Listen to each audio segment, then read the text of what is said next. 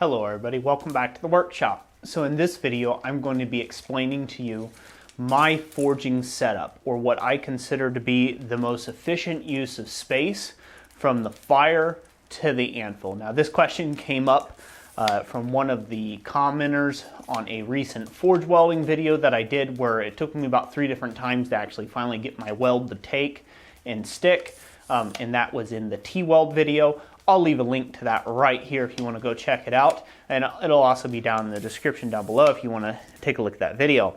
And in that video I explained about how I got too busy paying attention to giving out the information about forge welding and talking and paying attention to the camera, and not enough time paying attention to the metal and bringing it to the right heat at the right time and getting my timing down pat. And so I showed how you can very quickly end up, losing your heat going from the fire, monkeying around at the anvil before you get your weld in, and then it doesn't weld. And speed is 99% of most people's problems when it comes down to forge welding.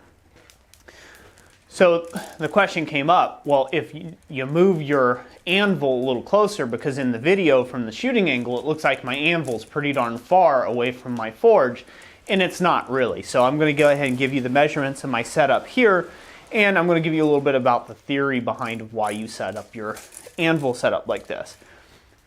So in this forging thing here, we want to take and create ourselves a forging triangle. You've heard that said before. Usually the last part, which I don't have sitting here right now because I haven't found that to be the best myself, is you would have your forge, you'd have your anvil, and then somewhere else as the other third leg of your triangle, you would have your vise fairly close by. I do more ornamental work, and every now and then I get something where I got to do bigger scrolls or something of that nature, and I clamp scroll jigs, stuff like that, to the vise. That is not handy to have that really close by. It's better to just have it more out in the middle of the shop, so that's where I leave that. So here's my distances. So from my right leg, which is right here, to my forged body itself is exactly 24 inches. From here to here is 24 inches. And then from the front of myself to the far edge of my anvil is again exactly 24 inches. That's about the approximation of the right amount of space that you need. Because when you bring a piece of material out, you want to waste as little time as possible running across the shop going to your anvil. A lot of people make that mistake. They set their anvil way too far away from their forge. They don't really do that big of work, and they're busy forging bottle openers, and for whatever reason, the bottle openers, it takes you 2 minutes to get over to the anvil, your bottle opener's already cold. So from here, from going from the fire here, bringing your piece up to heat, you should be able to do nothing more than a side step and a swing. So when the thing comes out, it should swing over to the anvil, and that should be all that it is. Since most people are right-handed when you're hammering, like this, the right hand's over here. If you're a left-handed person, it might be better to have the forge to the left, so this way it's easier to bring out your right hand and then hammer with your left hand. Same thing here. I'm right-handed for swinging a hammer. Basically anything I can do it ambidextrously, but I got it set up to the right. So I'm going to grab it with my left hand out of the fire. I'm going to turn, and it's already got me set up to pick up my hammer and go to hammering. And then I can go back to the fire. If I've got 2 pieces, like in doing a drop the tongs weld, I come out of the fire, set those pieces, and do my weld, and then go back into the fire. So this motion here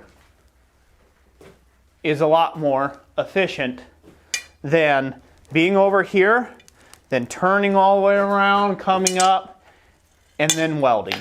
If you have to take 2 or 3 steps to get across to your anvil, you've already lost the heat, or you've already lost the forge welding heat. Now, if you don't do a lot of forge welding, this doesn't really matter. So let's say you're a blade maker and you like to make knives and things, okay? If that's what you like to do, you're here.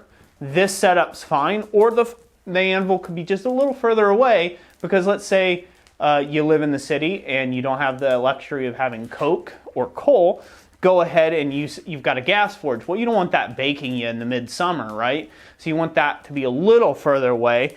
In that case, when you're not doing welding operations, it's okay to have this anvil and take 2 or 3 steps away to take and hammer on the bar.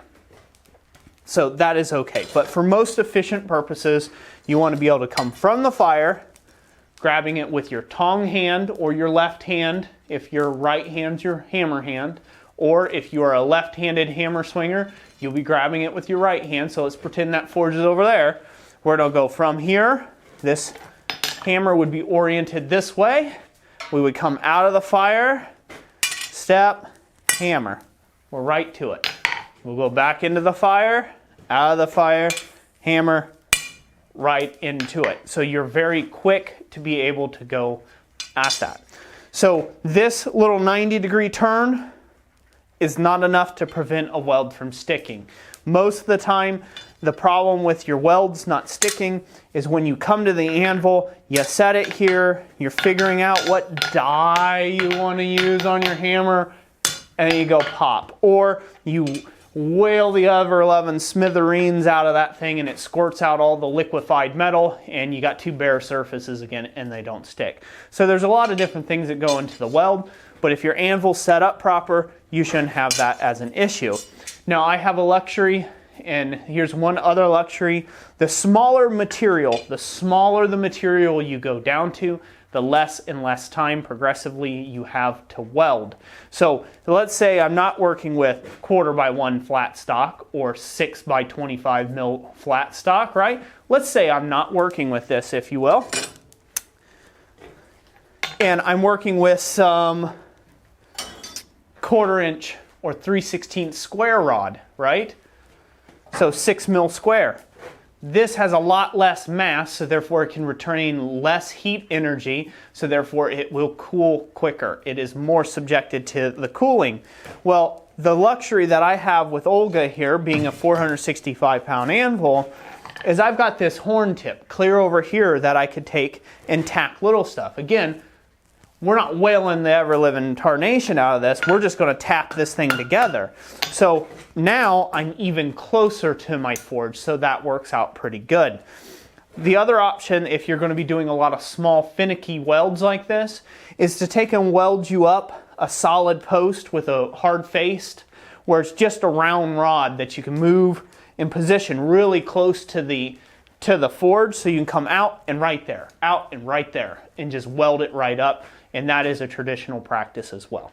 So again, this is a little bit about mine. Again, you want it to be the same distance from here to the far side of the edge of the anvil to set up your forging area properly.